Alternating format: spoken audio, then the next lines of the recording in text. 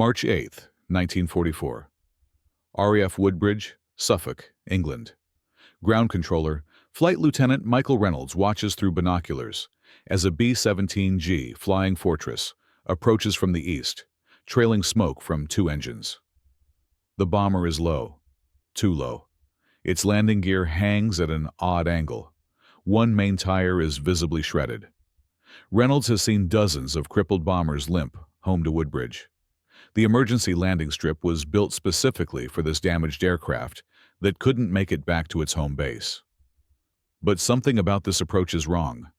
The B-17 is coming in fast. Far too fast. Standard approach speed for a flying fortress is 110 mph. This one looks like it's doing 140, maybe more, and it's not descending in the normal glide path. The pilot is bringing it in flat, almost level, like he's going to fly straight into the runway instead of landing on it. Reynolds grabs the radio handset. Fortress on approach. You're too fast. Pull up and go around. No response. The bomber crosses the runway threshold at what looks like 150 mph. Reynolds braces for the inevitable. The aircraft will bounce. The landing gear will collapse. The bomber will cartwheel and explode. Instead, the pilot does something Reynolds has never seen before. At the last possible moment, he yanks the throttles back, pulls the yoke into his chest, and stalls the aircraft deliberately 20 ft above the runway. The B-17 drops like a stone and slams onto the tarmac with a sound like a controlled explosion. The landing gear holds. The bomber rolls to a stop. Reynolds lowers his binoculars. His hands are shaking. What he just witnessed, what every airfield controller in England would soon be calling the power-off stall landing, would save hundreds of aircraft and thousands of lives. But first, one pilot would have to convince the entire Army Air Forces that deliberately stalling a bomber on final approach wasn't suicide. It was survival. By early 1944, the strategic bombing campaign over Nazi-occupied Europe had reached a scale unprecedented in military history. The United States 8th Air Force alone was dispatching over 1,000 heavy bombers on single missions. Each aircraft carries 10 men and up to 8,000 pounds of high explosive ordnance. The cost, lives, and aircraft were staggering. Between January and May 1944, the 8th Air Force lost over 800 B-17 Flying Fortresses and B-24 Liberators to enemy action. But those losses, catastrophic as they were, represented only part of the problem. For every bomber shot down over Germany, another 2 or 3 returned to England, so severely damaged that conventional landing procedures became deadly gambles. The B-17G Flying Fortress was an engineering marvel. Powered by 4 1,200 horsepower Wright R-1820 Cyclone radial engines, the aircraft could carry 13 men, 6,000 LB of bombs, and 1350 caliber machine guns to targets over 1,000 kilometers away. Its nickname, the Flying Fortress, reflected genuine defensive capability. The bomber could absorb tremendous punishment and keep flying. But landing a damaged B-7 demanded precision and luck in equal measure. The aircraft's gross weight approached 65,000 lb fully loaded. Even empty, it weighed 36,000 lb. Standard landing procedure required a long, stable approach at 110 mph, followed by a gentle flare and touchdown at around 90 mph. The landing gear, massive struts designed to absorb the impact, needed proper hydraulic pressure, functional brakes, and intact tires. Combat damage destroyed all those assumptions. Bombers returned with hydraulic lines severed, leaving landing gear that deployed asymmetrically, or not at all. They came back with brakes shot away, tires shredded by flak fragments, control surfaces damaged or missing entirely. Some flew home with entire sections of wing or tail blown away, their aerodynamics fundamentally compromised, and many had wounded or dead crew aboard, reducing the available personnel to manage emergency procedures.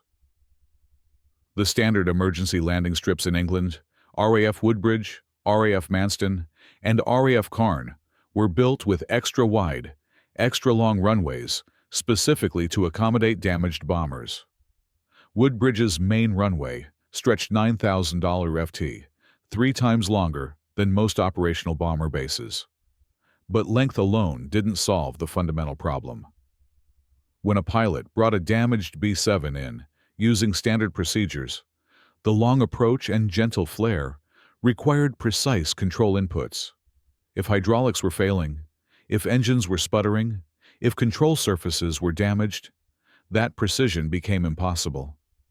Pilots fought the aircraft all the way down, trying to maintain 110 mph and a stable descent rate while their bomber fought back.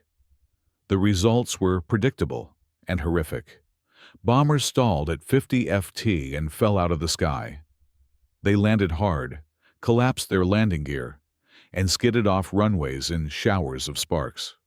They touched down too fast, couldn't stop, and ran off the far end into fields or obstacles.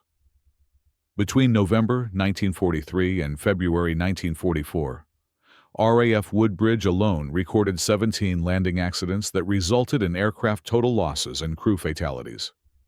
Medical officers stationed at emergency strips described the pattern.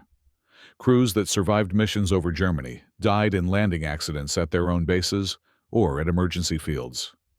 Men who'd lived through flak barges and fighter attacks perished because their damaged aircraft couldn't execute the precisely controlled approach that standard procedures demanded.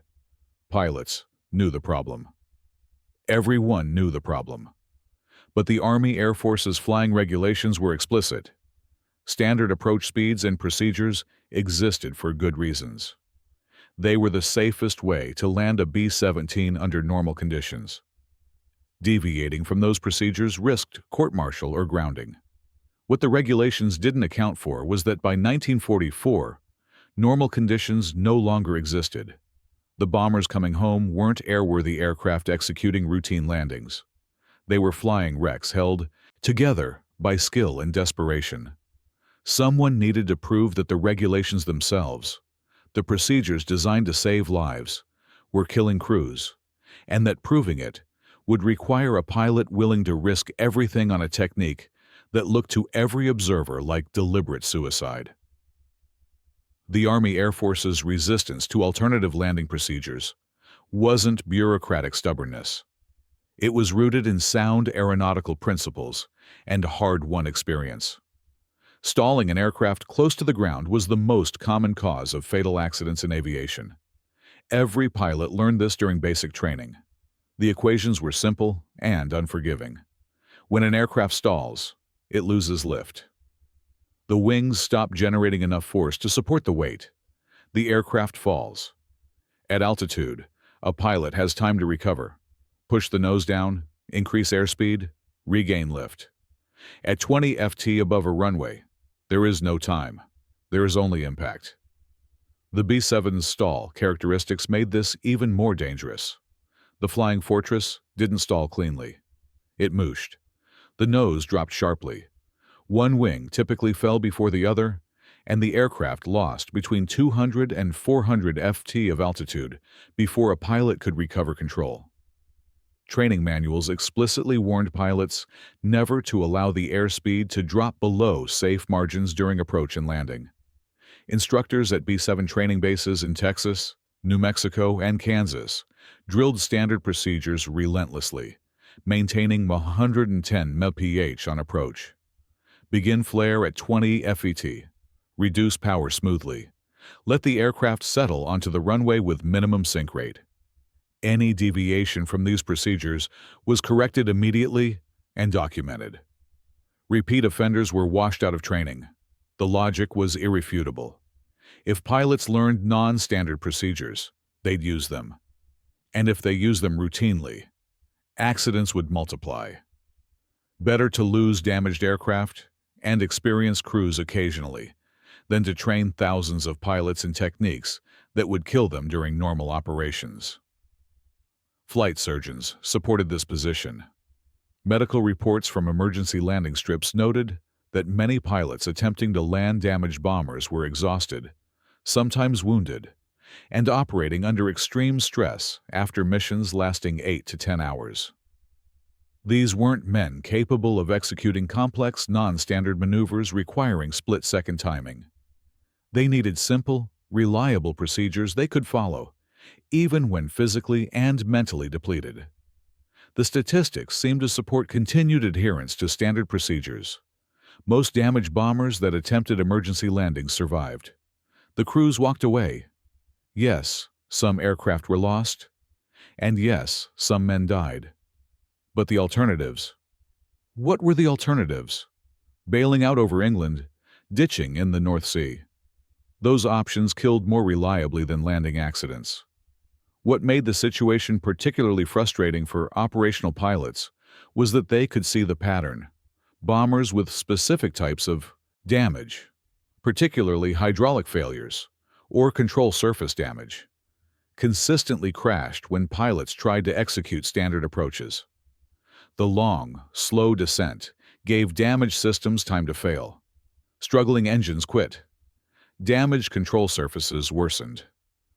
By the time these aircraft reached the runway threshold, they were barely controllable.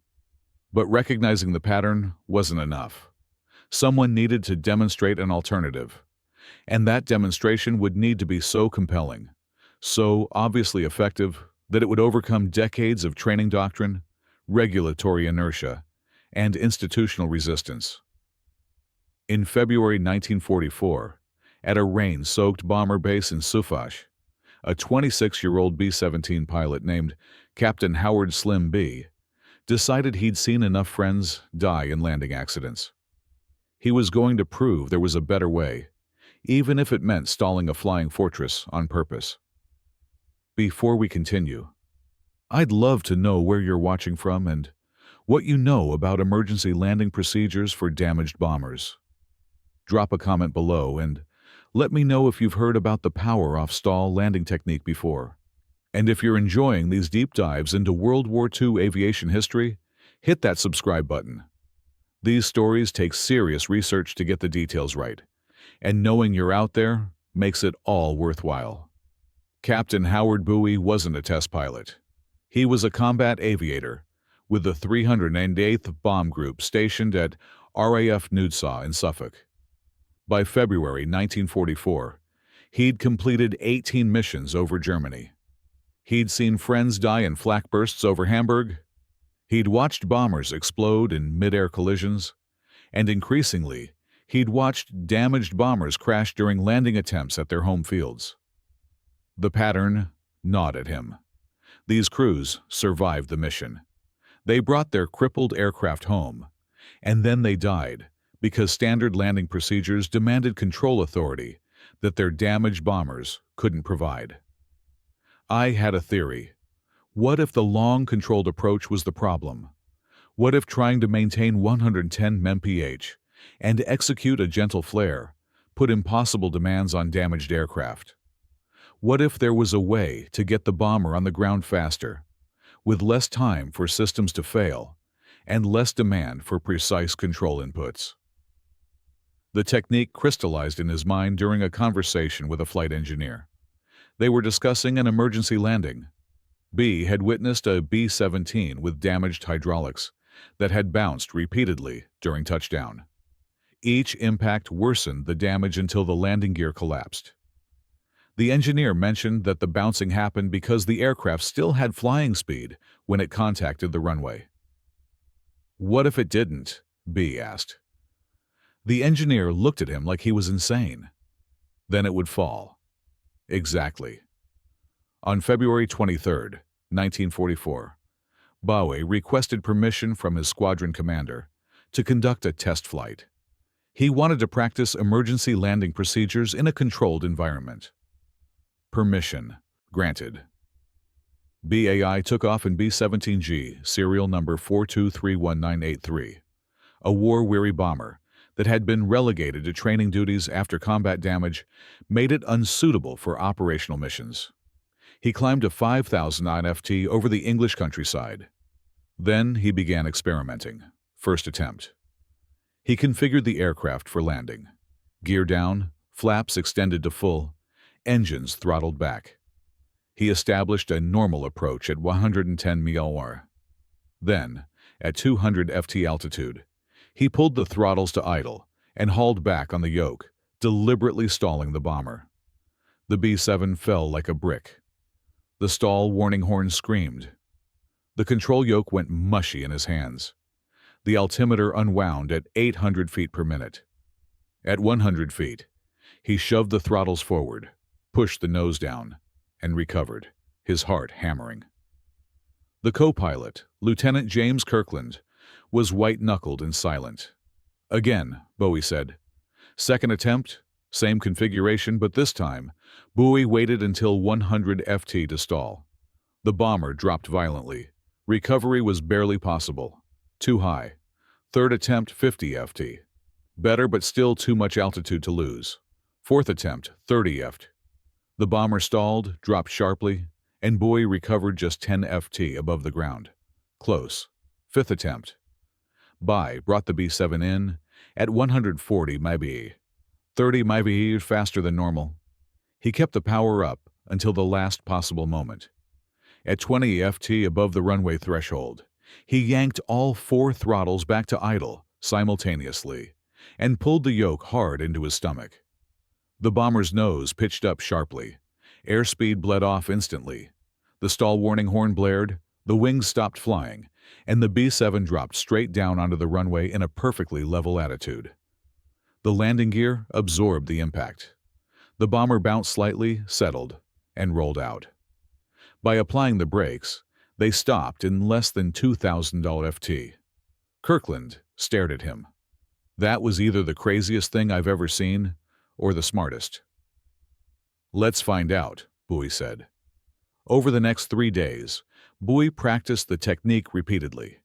He refined the parameters. The optimal approach speed was between 135 and 145 mph. Fast enough to maintain control authority, but not so fast that the resulting stall drop was violent. The critical moment was throttle retardation. All 4 engines had to come back simultaneously, or the asymmetric thrust would swing the nose. The yoke pull had to be aggressive. A gentle flare wouldn't stall the aircraft quickly enough. The technique worked because it eliminated the variables that killed or damaged bombers. There was no long, slow descent, giving damaged systems time to fail. There was no gentle flare requiring precise control inputs. There was no touchdown while still flying that could cause bouncing.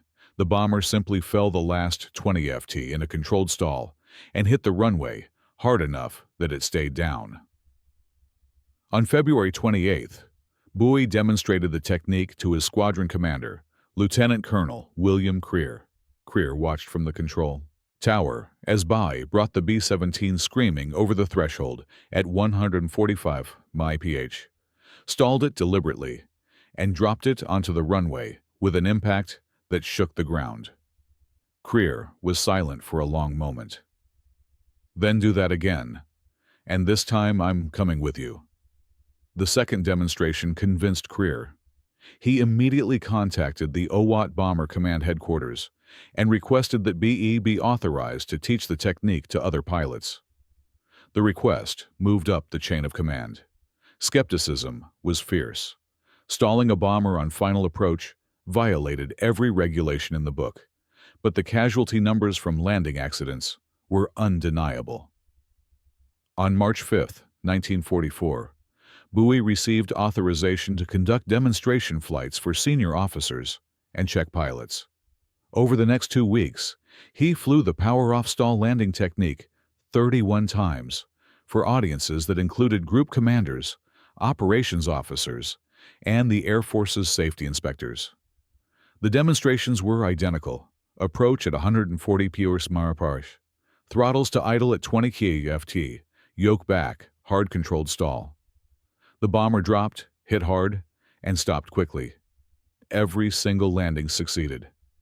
On March 19-8, Bomber Command issued Technical Order 123, Emergency Landing Procedures for Combat Damaged B-7 Aircraft. The power-off stall landing was officially authorized for emergency use at designated airfields. 3 days later, a B-17 with both main landing gear tires blown out and hydraulics failing used BA's technique at RAF Woodbridge. The aircraft landed successfully. The crew walked away uninjured. It was the first of hundreds. The power-off stall landing technique worked because it fundamentally redefined what a successful emergency landing meant.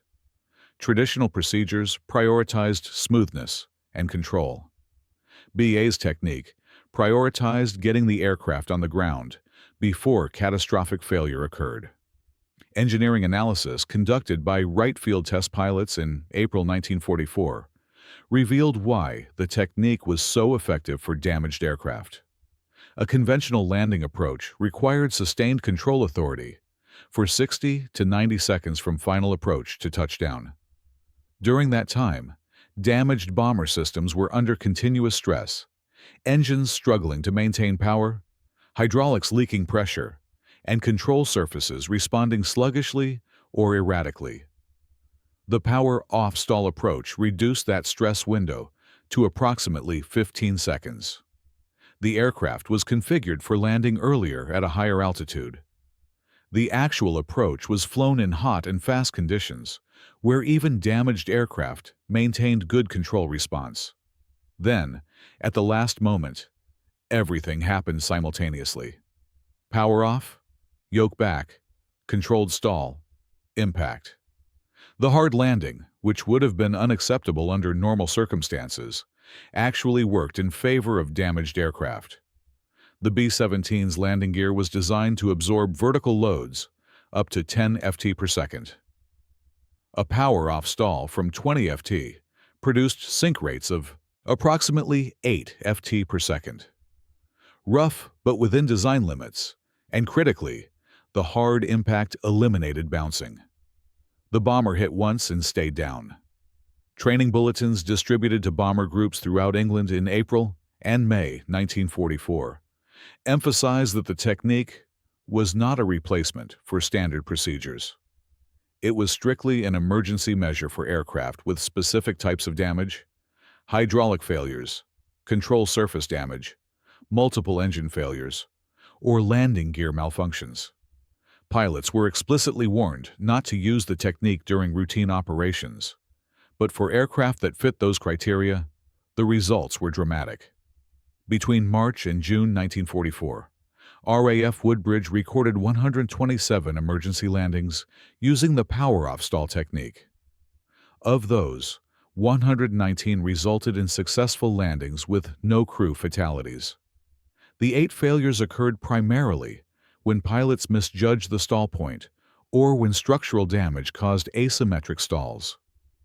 Compared to the previous 4 months, when emergency landing accidents at Woodbridge killed or injured crews in 23% of cases, the improvement was stark. The power-off stall technique reduced crew casualties from emergency landings by approximately 60%. Other aircraft types adopted variations of the technique. B-24 Liberator pilots found that the B-24's higher wing loading required slightly different parameters, a faster approach speed, and earlier throttle reduction. P-47 Thunderbolt pilots used a modified version when landing with damaged landing gear. Even RAF Bomber Command, initially skeptical, authorized British pilots to use the technique with damaged Lancaster and Halifax bombers. The psychological impact was as significant as the statistical one. Bomber crews knew that if they could get their damaged aircraft back to England, they had options. They didn't have to execute perfect landings in barely controllable aircraft. They could come in hot, stall it deliberately, and hit hard. As long as the landing gear held, they'd walk away. German intelligence noted the change. Luftwaffe interrogators reported that American bomber crews, captured after bailing out over Germany, increasingly mentioned that they'd bailed out not because their aircraft was unflippable, but because damage was severe enough that they believed a landing attempt would be fatal. The power-off stall technique changed that calculus. More crews attempted to bring damaged bombers home because they believed they could land them safely. In May 1944, Captain Howard Buie was awarded the Distinguished Flying Cross. The citation noted his development of innovative emergency procedures that saved numerous lives and aircraft. It didn't mention that he'd violated regulations to develop those procedures. It didn't need to. The results spoke for themselves. Captain Howard Buie completed his combat tour in June 1944, flying his 25th and final mission on June 18th, a raid against oil refineries in Hamburg. He returned to the United States and spent the remainder of the war as an instructor at B-17 training bases in Idaho and Kansas, where he personally taught the power-off stall technique to hundreds of replacement pilots. He survived the war, remained in the Army Air Forces after 1945, transitioned to the newly formed United States Air Force in 1947, retired as a lieutenant colonel in 1963, and died in 1989 at age 71, largely unknown outside the community of B-7 veterans who credited his technique with saving their lives. RAF Woodbridge closed as a military installation in 1993. The runway still exists, now used for light civilian aviation, and a small plaque near the old control tower commemorates the emergency landings conducted there during World War II, though it doesn't mention Buie by name or describe the power-off stall technique specifically. Yet veteran B-17 pilots who visit the site remember bringing crippled bombers in fast and hot, deliberately stalling 20 ft above the runway, the hard impact and the knowledge that they'd survived. And they remember that a 26-year-old captain broke the rules to save their lives.